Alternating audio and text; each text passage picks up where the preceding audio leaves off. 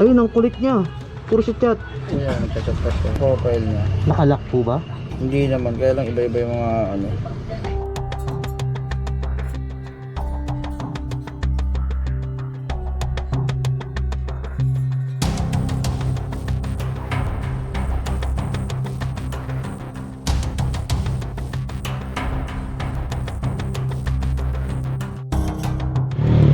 Abono 1.8 tapos ang booking 445 tapos nagpaplag 120 ba ha?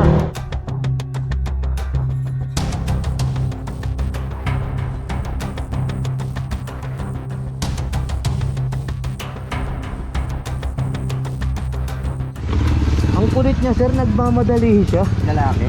Oo, chat ng chat. O, saan ka na? Saan ka Ano yung na? kamag-anak? Hindi ko.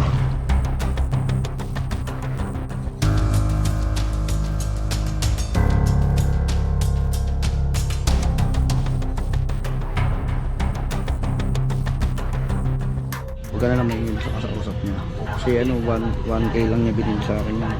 Ay sir, scam yan.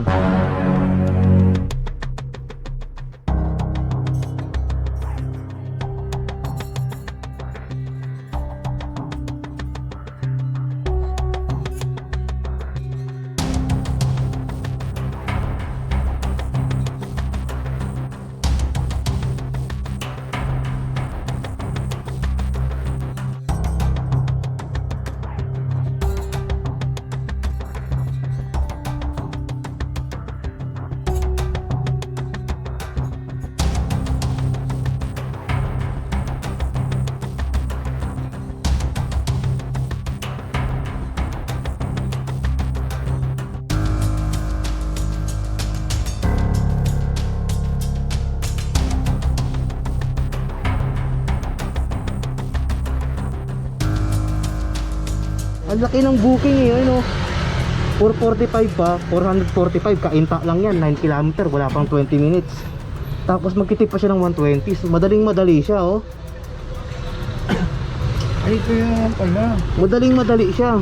Sabi niya sa akin, bossing. Ang laki ng booking oh. Ano, huwag kang maingay sa pinsan ko. Profile niya. Nakalock po ba? Hindi naman, kaya lang iba-iba yung mga ano. Tingnan niyo, walang likes, tapos in-screenshot lang. Oo nga, screenshot mo yung galing. Ayun, 95 lang oh, delivery fee. Yung tip niya 350. Nag-tip pa siya ng 120. Oh, anong kikitain niya pag nag-send pa ka ng 700, 200? Scam. Ano?